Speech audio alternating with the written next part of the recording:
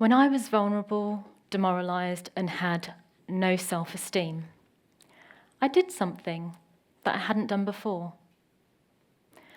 I mustered all of my courage and asked for help. My colleague's response really stung. No one wants to bear the weight of a sick colleague. Don't look for sympathy, just be a team player. You really are getting a bad reputation. It's frustrating, isn't it, when you're in conversation with someone and you know that they just don't get what you're saying. They're not listening, and you're being misunderstood, and even worse, judged. You may seek to clarify to find common ground, or simply choose to wear a smile that masks your disappointment as you push parts of yourself far away from view.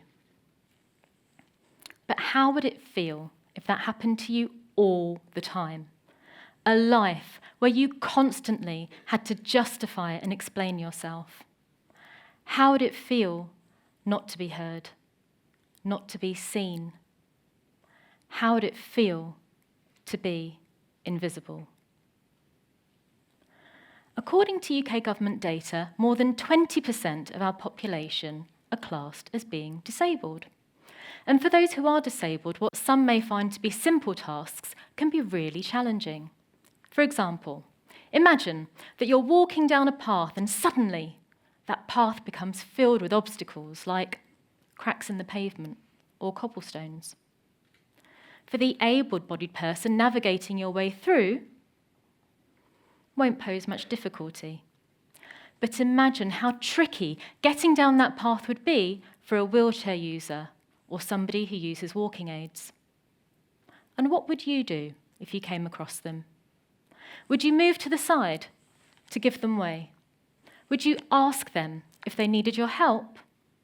Or would you do nothing? You're continuing down that same path, only this time you see somebody who looks a little bit like you, and they might sound like you too. But as they walk past, they bump into you. They don't give you way, and they miss that opportunity to exchange a smile. It's likely that that whole encounter will have a very different impact on you. But what if I told you that person had an invisible disability? Possibly, probably, you might have a little more compassion, more understanding. But how were you to know? So let's consider the 80% of our disabled population who have an invisible disability. That's 16% of our UK population, 1 in 6 of us. People with invisible disabilities not only bear the weight of living life with their unseen conditions, but they face further burdens. They have to contend with the daily struggle of living in a world that does not fully acknowledge, recognise, or understand their needs, because the world doesn't know, because the world doesn't see. In 2017, I was diagnosed with temporal lobe epilepsy. Most people don't know this about me. You can't tell by looking at me. You can't tell when you speak to me or when you spend time with me, and you can't tell when you work with me, because the differences between us often go unnoticed. But these differences have changed my life significantly in ways that I could not have imagined. It's changed the life of my husband and my children too. It's changed my relationships and my career as a doctor. My life story took a sharp turn, and slowly, over time, my world collapsed in on itself. Although it wasn't a sudden sort of collapse into an abyss of darkness, it was more like turning the lights out with a dimmer switch. And as the light faded, so did I. And I found myself on 2 parallel paths. The first, contending with myself and wrestling with the endless guilt of no longer being able. able to be the mother that I hoped I would be, able to be the doctor that I had trained to be. The second, contending with others and the assumptions that were made about me, going from being seen as being hardworking, trustworthy, and reliable to being seen as lazy, disinterested, and difficult. And it was exhausting fighting this battle for my integrity, to be seen for who I was and not what others decided for me. As a patient, I was scared and vulnerable. But as a physician, I was frustrated and minimized. Oddly, being a doctor seemed to work against me because I was scrutinized by my colleagues and my experiences were met with skepticism. My entire reality faced a trial of dismissal. The assumption was because I looked okay. There couldn't be much wrong.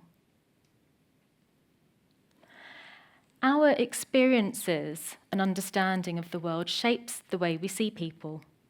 When we see someone who looks a bit like us and who sounds a bit like us, it seems to bring about a sense of comfort. We might measure and judge according to how we see the world. We create our own frameworks.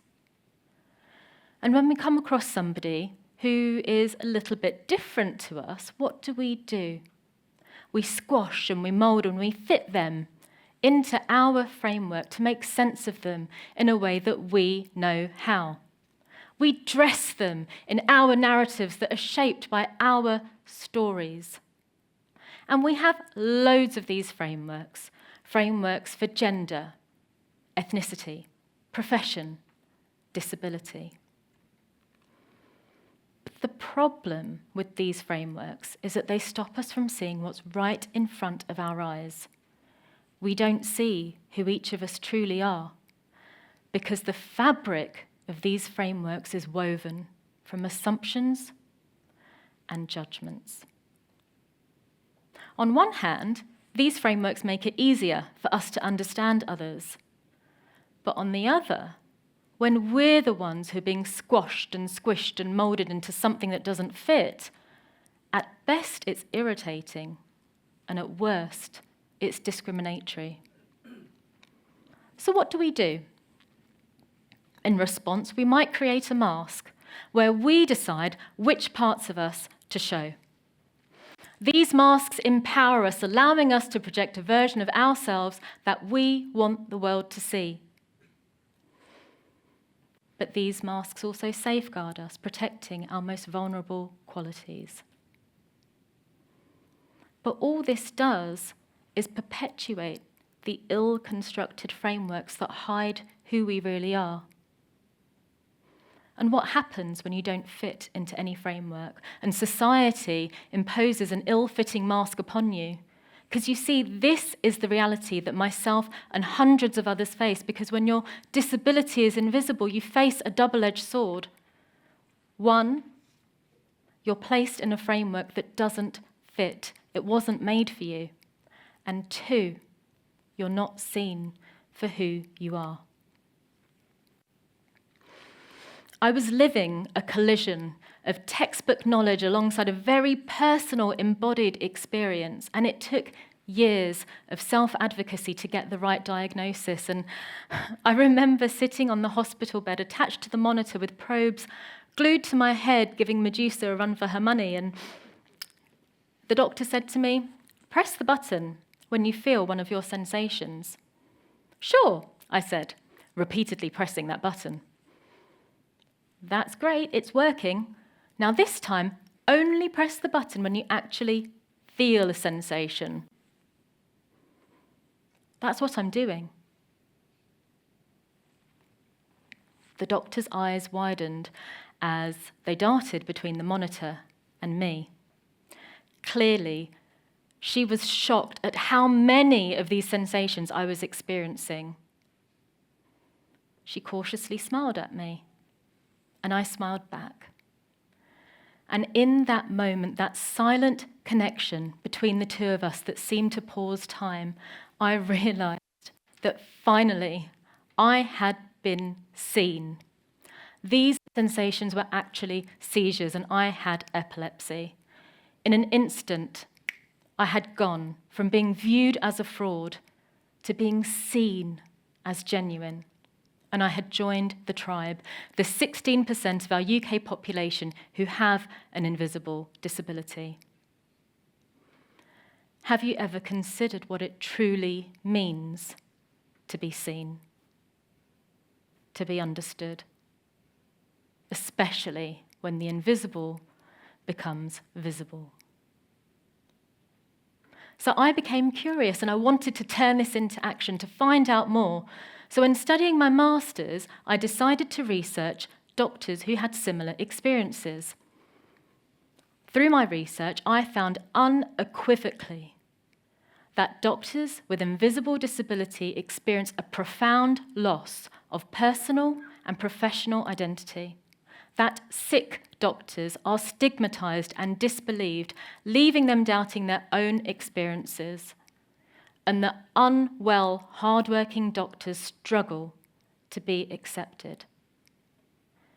And I realized that I wasn't unique, because I too started to believe everything people were saying about me. Because I had an illness, I became my illness. And with that, I became invisible. In my experience, the world isn't made for people who are different. Women, people of colour, people with disability. Of course, adaptations and adjustments are made, but people who are different become other. The other who is trying to live in a world that wasn't made for them. And when the disability is invisible, it's even harder. The mask I had to create for myself made me more acceptable to others, but not to myself. I found mask wearing to be deeply uncomfortable, and challenging that, taking that mask off that society put on me, has been the most powerful thing I have ever done. It's led me to explore meaningful avenues to find my fit, completely changing the landscape of my life, my values, myself. So I stand here today as a researcher, as a doctor, as a patient, as a mother, but most importantly, as a human. I stand here to give hope to those who are seen as different, as other. I have found that trauma does not have to be purely destructive. It can be the catalyst for growth, where we emerge stronger, becoming something new, something that fits. We have the power to rewrite our own narrative from a blank page, and in doing so, shed the masks that no longer serve us. So, I ask you to look beneath the surface and welcome the power of the invisible into your life. Because when we reveal the invisible, we open ourselves to a much richer tapestry of humanity. But to do this, we need people who care, people who rejoice in celebrating difference and who are brave enough to challenge those who don't. We all have the capacity to be courageously compassionate, to empower people to walk back from the margins of exclusion, to redefine their narrative.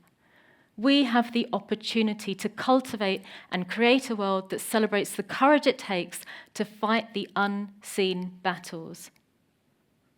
So ask yourselves, am I prepared to be curious? Curious enough to understand what I cannot see. Because if we lead the way, we just might, remove one unseen mask at a time.